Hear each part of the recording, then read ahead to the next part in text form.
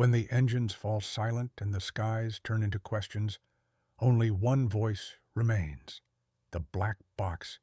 Here, at Aviation Black Box, we uncover the hidden stories of the skies, decode the mysteries of flight, and bring you closer to the truth behind aviation's greatest secrets. If you're ready to explore what really happens when the world looks up, subscribe now and join the journey where every recording tells a story. Aviation Black Box Story Part 1. The Last Transmission. The night was calm over the South Atlantic Ocean. Passengers aboard Flight Aurora 219 were settling into their seats, some closing their eyes after a long day, others sipping quietly on their drinks as the cabin lights dimmed.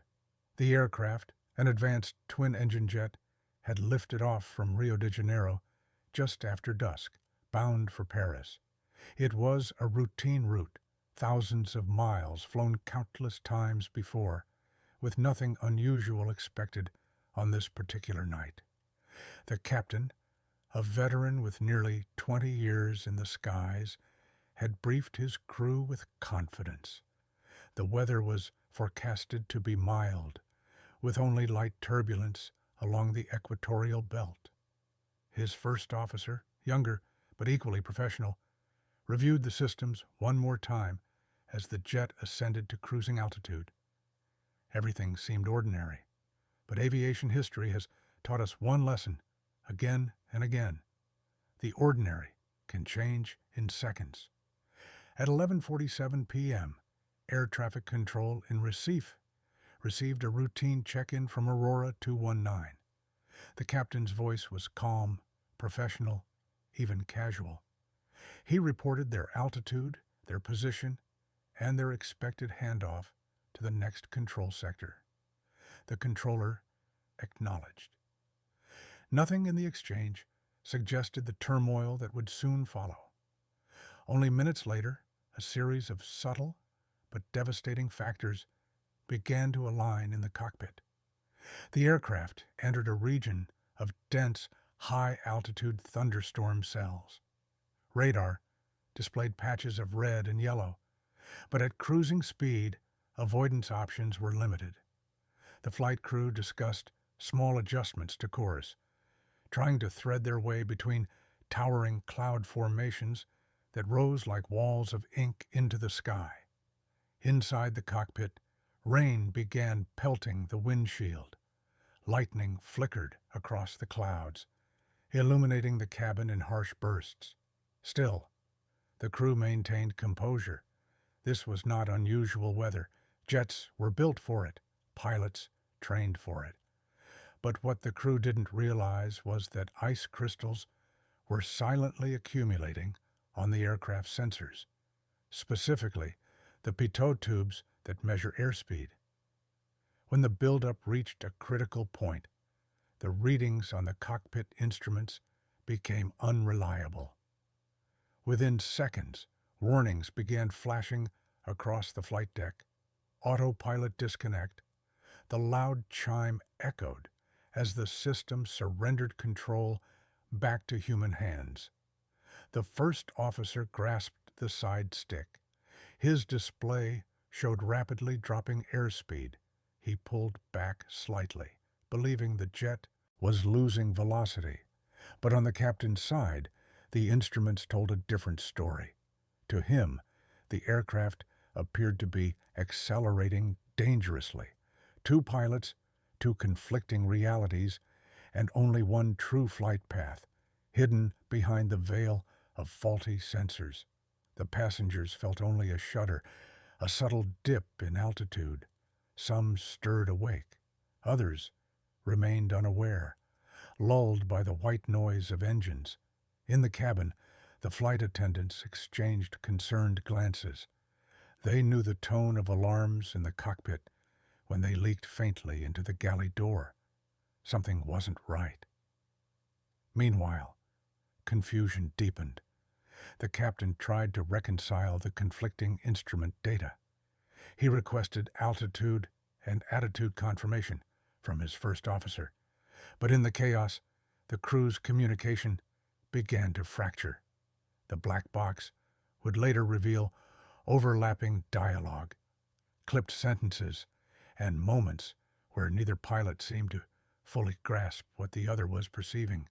At 11:58 p.m., the stall warning sounded, a harsh synthetic voice declaring, "Stall! Stall!" The nose of the aircraft had been pulled higher than safe limits, bleeding speed, starving the wings of lift. Instead of leveling out, the first officer instinctively pulled back harder, thinking the plane was diving. The captain, realizing too late, shouted to push the nose down. The black box captured the argument, a desperate struggle for control in the final minutes of flight. In the cabin, the shuddering intensified. Passengers awoke in confusion as the jet began to buffet violently. Oxygen masks deployed, dangling from overhead panels with a hiss. The screams began softly at first, then rose as the aircraft lurched in unpredictable motions. At 12:02 a.m., the final transmission to air traffic control was received, not from the crew, but from the automated system. A burst of ACARS messages indicated multiple system failures, loss of autopilot, loss of flight control computer synchronization, and warnings of unreliable airspeed. Controllers in Brazil tried to reach Aurora 219, but silence filled the radio waves. Seconds later, the black box captured the haunting final sounds in the cockpit. Urgent commands, the stall warning blaring continuously, and the desperate pull of side sticks as the jet descended into the darkness of the Atlantic. At 12:14 a.m., radar contact was lost. Aurora 219 had vanished. The world would not know what happened until years later, when the wreckage and black boxes were painstakingly recovered from the ocean floor. Part 2. The Silence and the Search. When Aurora 219 disappeared from radar screens in the early hours of June 2nd, the aviation world entered a familiar but dreadful state: silence. For the families of the 228 passengers and crew, silence was unbearable. Phones rang unanswered. Airline representatives read carefully scripted lines, and the news cycle spun endlessly, repeating the same grim headline: "Flight missing over the Atlantic." In Neustadt, air traffic control centers, confusion reigned. One moment, the aircraft had been transmitting routine position reports. The next, its data feed dissolved into a series of error codes, and then nothing. Controllers retraced radar sweeps, searched for returns, and relayed queries to other stations. Nothing appeared. It was as though the jet had been swallowed whole by the night sky. For the first 24 hours, speculation ran unchecked. Mechanical failure, lightning strike, terrorism. In the absence of hard evidence, every theory was both plausible and hollow. The ocean kept its secrets. Search and rescue operations launched immediately. Navy vessels from Brazil and France converged on a vast search grid stretching hundreds of nautical miles. Aircraft scoured the seas below, their crews straining eyes over endless blue-gray waves. Satellite data was requested. Drift models for floating debris were drawn up. And then, on the third day, a breakthrough. A Brazilian reconnaissance plane spotted fragments floating on the surface: seat cushions, oxygen masks, a section of fuselage panel. The discovery confirmed the worst fears. Aurora 219 had broken apart upon impact, but debris was not enough. To understand the tragedy, investigators needed the flight data recorder and the cockpit voice recorder, the black boxes. Without them, the cause of the disaster would remain speculation, doomed to fade into conspiracy. The investigation begins. The French Bureau of Investigation and Analysis, BEA, renowned for its meticulous work, took the lead. Engineers, pilots, and accident reconstruction specialists assembled, combing through what little evidence was immediately available. Early debris suggested a high-energy impact. Seat frames were twisted violently, life vests were still packed, indicating no time for passengers to prepare.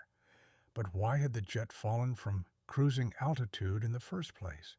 Attention turned to the ACARS messages. Those automated bursts of data sent just before contact was lost. They painted a fragmented but chilling picture. Autopilot disengaged, flight control computers overloaded, unreliable airspeed. It was enough to suggest sensor malfunction, but not enough to explain the crew's actions. Did they misinterpret the warnings? Were they incapacitated? Was there a cascading system failure? Theories multiplied.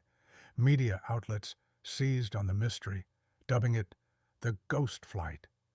Families of victims demanded answers. The airline insisted the aircraft type had a sterling safety record. But the truth lay somewhere deep beneath the waves. Into the depths. The search for the black boxes became one of the most complex recovery efforts in aviation history. The crash site, narrowed by drift analysis, lay in some of the most inaccessible ocean on Earth, an abyssal plain nearly 4,000 meters below the surface. Sonar equipment was deployed, dragging across the seafloor for months. Submersibles scanned the darkness with beams of light. But the Atlantic is vast, and the wreckage was scattered like ash across its floor. Weeks turned into months. Hopes dimmed. At press conferences, officials admitted the recorders might never be found. Without them, the investigation would remain incomplete. For families, it felt like a second loss, the truth itself slipping away into oblivion. Yet persistence won. After 2 years, in a triumph of engineering and endurance, search vessels finally detected signals and located the wreckage field. Slowly, painstakingly, robotic arms retrieved twisted fuselage, engine parts, and, miraculously, both the flight data recorder and cockpit voice recorder preserved despite the crushing depths. The devices were flown under escort to a secure laboratory in France. Inside their orange casings lay the story of Aurora 219's final minutes. Decoding the black box. When the data was extracted, investigators listened in silence as the cockpit voice recording played. Voices filled the room, calm exchanges giving way to confusion, warnings overlapping, urgency mounting. The stall alarm echoed relentlessly, underscoring the crew's desperate struggle. Every second revealed not just technical failure, but human error compounded by stress and disorientation. The flight data recorder confirmed what the voice recorder suggested. The pitot tubes, clogged with ice crystals, had fed false speed readings to the cockpit. The autopilot, unable to reconcile contradictory data, disengaged. From there, human misunderstanding took control. The jet had not lost speed initially, but the first officer, deceived by his instruments, pulled the nose upward. The aircraft climbed beyond safe limits, bleeding energy until it entered an aerodynamic stall. For 4 long minutes, the crew fought the aircraft. But tragically, their instincts betrayed them. Instead of lowering the nose to regain lift, they continued pulling back, convinced they were diving. The black box captured the captain's desperate instructions. Push down! Push down! But by then, it was too late. Altitude bled away, speed never recovered, and the aircraft struck the ocean with catastrophic force. The findings. The final report was sobering. Aurora 219 had not been brought down by sabotage, nor by sudden structural failure, but by a lethal chain: unreliable sensors, loss of autopilot, breakdown of crew communication, and ultimately incorrect manual inputs. The black box revealed not just the technical sequence, but the human dimension. The crew were highly trained, yet caught in a perfect storm of stress, confusion, and misleading information. Aviation is built on redundancy, but in those dark minutes, every safeguard unraveled. The report recommended new training protocols, emphasizing manual stall recovery, better sensor heating systems, and redesigned cockpit interfaces to prevent conflicting data from paralyzing decision-making. Out of tragedy came change, policies that would protect future flights. Yet, for the families, the findings were bittersweet. Answers came, yes, but they did not bring back loved ones. For them, the black box was not just a tool of science, but the last voice of those lost, echoing through eternity from the depths of the sea. Part 3. Aftermath and Reckoning. The release of the final investigation report sent shockwaves through the aviation community. For pilots, airlines, regulators, and the public, it was a brutal reminder that even the most advanced machines are only as strong as the humans who guide them. Aurora 219 had not fallen because of sabotage, nor because of some hidden flaw in the aircraft's design, but because of a chain of misunderstandings under pressure. Misunderstandings that began with a tiny piece of equipment no bigger than a fist. The pitot tubes, designed to measure airspeed, had frozen in the unforgiving environment of high-altitude storm clouds. That simple malfunction stripped the crew of their most reliable sense of speed. Without it, their training, their instincts, and even their communication with one another had been distorted. What followed was not a sudden catastrophe, but a slow unraveling. 4 endless minutes of alarms, confusion, and conflicting actions that ended in silence. For the families of the victims, the report offered closure, but also agony. Many gathered in Paris, where the BEA presented its findings. Faces streaked with tears, they listened as officials explained in calm, clinical language how their loved ones had been lost. Some clutched photographs, others simply stared ahead, numb. They were told that reforms would follow, that lessons had been learned, that lives in the future would be saved because of what happened that night. But for them, the future held only absence. The global response. Around the world, airlines rushed to reassure passengers. Safety bulletins were issued overnight. Training simulators were updated with scenarios that replicated the precise conditions of Aurora 219. Unreliable airspeed, autopilot disconnect, stall, recovery. Pilots drilled relentlessly, learning not to trust failing instruments, but to rely on their training. Pitch, power, attitude. The mantra became sacred, an anchor against confusion when alarms filled the cockpit. Aircraft manufacturers also faced scrutiny. Why had the autopilot disengaged so abruptly? Why had the cockpit not been designed to present a clearer, unified picture when sensor data conflicted? Engineers pored over schematics, searching for ways to prevent conflicting warnings from overwhelming the crew. The tragedy became a catalyst for redesign. Regulators followed. Civil aviation authorities tightened rules on pilot training, mandating stall recovery exercises at high altitude. Airlines were ordered to replace older pitot tubes, with more resilient models, less prone to ice blockage. Step by step, the system adapted, absorbing the lessons written in black box data. But amid the reforms, one truth remained. Aviation is unforgiving. Every procedure, every sensor, every decision in the cockpit exists to protect lives at 35,000 feet. When even one link in the chain breaks, disaster waits. In the cockpit's shadow, perhaps the most haunting revelations came not from the technical findings, but from the voices on the cockpit recorder. For 4 minutes, investigators heard two men struggling, not only against a machine in crisis, but against their own instincts.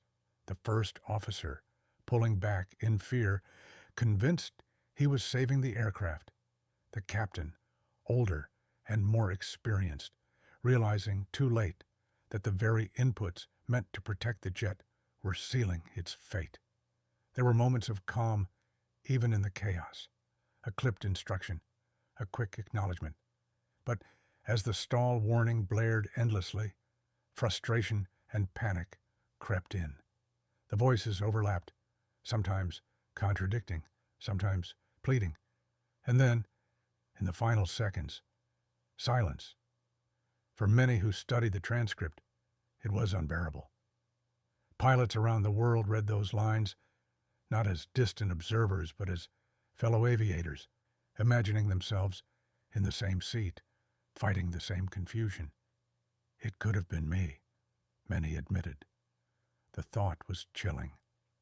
The human toll. The victims of Aurora 219 came from all walks of life. Business executives, tourists, families, students. In Paris, memorials sprang up with their names etched into stone. Flowers lay scattered, notes tucked into crevices. For each name, a story cut short. A child who would never return home, a parent lost, a dream unfinished. The airline, overwhelmed by grief and guilt, established compensation funds. Counseling was offered to families. Crews wore black armbands in solidarity, yet no financial settlement could bridge the void. The legacy of loss was permanent. Journalists sought stories behind the statistics. They wrote of the newlyweds returning from their honeymoon, the scientists traveling to a conference, the children asleep in their seats. As the aircraft shook apart, these human portraits transformed numbers into lives, reminding the world that aviation disasters are not abstract. They are deeply personal. Lessons carved in sky. Over time, Aurora 219 became a case study, a grim textbook lesson for aviation safety. Flight schools dissected the black box data line by line.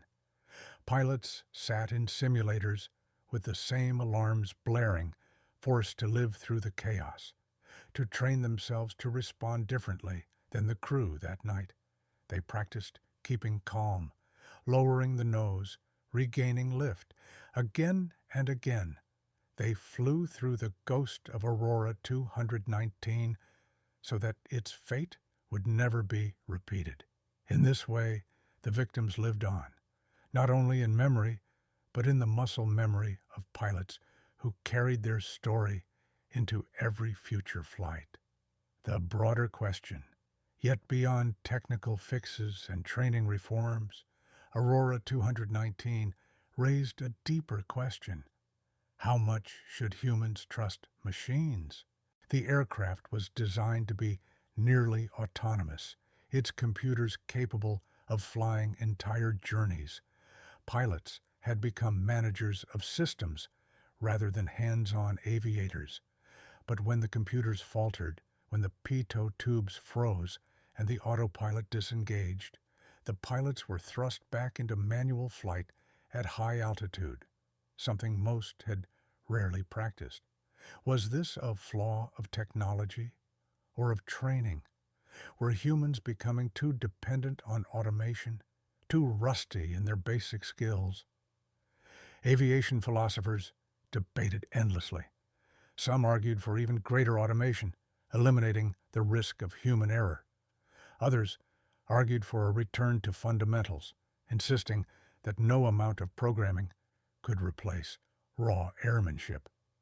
Aurora 219 stood at the center of this debate, a cautionary tale of the fragile balance between man and machine. The sky moves on. In time, new flights crossed the same route. Passengers looked out over the same expanse of Atlantic, unaware of the history written beneath the waves. Aircraft grew quieter, safer, more advanced. The world moved on. But for those who remembered, the story of Aurora 219 remained a scar. In flight schools, in safety manuals, in whispered conversations among pilots, it resurfaced again and again. The black box had not only told the story of one doomed flight, it had preserved a warning for all who dared to lift from Earth and trust their lives to wings of metal. Part 4. Legacy in the Skies. Years passed, yet the memory of Aurora 219 refused to fade. In the world of aviation, time does not erase. It records. Every incident, every crash, every line in a black box becomes a lesson carved into procedure, into technology, into the very way humans think about flying. In Paris, a permanent memorial was erected, a graceful arc of stone bearing the names of all 228 souls who vanished into the Atlantic. Families gathered there each year, placing flowers, whispering prayers, touching names with trembling fingers. To them, Aurora 219 was not history. It was a wound. But beyond grief, the story transformed into something larger. Aviation had always been shaped by tragedy. Metal bent, lives lost, lessons learned, systems rebuilt. Aurora 219 became another chapter in that ongoing book, a chapter written in storm clouds, alarms, and silence. Changes in the cockpit. Perhaps the greatest transformation unfolded inside the cockpit itself. For generations, pilots had been trained to handle emergencies, but the specific failure chain of Aurora 219, unreliable airspeed at high altitude, compounded by human error, had exposed a blind spot. Now, simulators around the globe incorporated the scenario. Pilots were placed into the same crisis. False speed readings, autopilot disconnect, stall warnings blaring. Again and again, they lived through the nightmare, except this time they were taught to break the cycle, push the nose down, trust the horizon, apply thrust, regain lift. The mantra was drilled until it became reflex. Younger pilots absorbed it like oxygen. Veterans relearned skills they had not practiced since early training. A new generation of aviators carried Aurora 219 in their muscle memory. Cockpit design also evolved. Engineers sought to prevent the overwhelming flood of conflicting alarms that had paralyzed the original crew. Displays were reconfigured for clarity, warnings reprogrammed to prioritize, and sensor systems upgraded to resist the freezing that had sparked the chain of events. Each small change carried the fingerprints of those lost. A global conversation. Aurora 219 also reshaped the dialogue between man and machine. For decades, automation had been hailed as aviation's shield against error. Autopilot, fly-by-wire systems, and computer-managed thrust had made flying safer than ever. Yet the crash reminded the world that technology could fail, and when it did, humans had to be ready. This realization reached far beyond aviation. In hospitals, in nuclear plants, in self-driving cars, designers asked the same question. When automation fails, are humans still capable of taking over? Aurora 219 became a metaphor for modern life. an age where machines did more and more, while humans risked forgetting the skills that once defined them. The debate was not settled, but the conversation endured. In conferences, in boardrooms, in training halls, experts spoke of the Aurora lesson. Never allow humans to become passengers of their own technology. The emotional legacy. For the families, the legacy was more intimate. Some became advocates for safety reform, ensuring their loved ones' deaths were not in vain. They attended hearings, pressed regulators, and stood as voices for accountability. Others withdrew into private grief, finding solace only in memory. One mother, whose daughter had been aboard the flight, carried a necklace with a tiny piece of recovered debris sealed inside. She told journalists, "It is not metal to me. It is her last breath." Another father turned his sorrow into action, founding a scholarship for young aviators. "If she cannot fly any more," he said of his lost child, "let others fly in her name." These personal stories intertwined with the technical, creating a dual legacy, one written in procedures and protocols, the other in love and loss. Aurora 219 in history. Historians later placed Aurora 219 alongside other watershed tragedies in aviation: Tenerife in 1977, Lockerbie in 1988, MH370 in 2014. Each marked a turning point, not only for safety, but for how the public perceived the fragility of flight. Aurora's story was unique because it was not sabotage, nor terrorism, nor an act of war. It was a quiet chain of mistakes, small misinterpretations amplified by stress. It showed the world that tragedy does not always roar. Sometimes it whispers, slipping past unnoticed until it is too late. In aviation schools, instructors invoked Aurora 219 as a case study, not of villainy, but of vulnerability. They reminded cadets that behind every control stick was a human being, fallible and afraid. And they reminded them that behind every passenger seat was a life, trusting them with everything. The black box speaks forever. What makes aviation unique is the black box. Unlike any other industry, it ensures that voices are never truly silenced. When an aircraft falls, its final moments are not lost to the void. They are preserved, waiting to be heard, waiting to teach. The recordings of Aurora 219 remain sealed from the public out of respect for the families. But their transcripts, their data, their warnings live on in training manuals, in engineering designs, in whispered instructions during turbulence. The black box is not just a recorder. It is a teacher, one that speaks with the voices of the lost. For the crew of Aurora 219, those voices carried desperation, confusion, and courage. For investigators, they carried truth.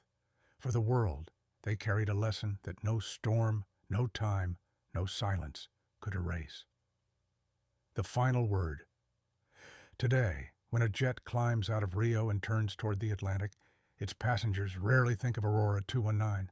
They sip drinks, read books, close their eyes. They trust.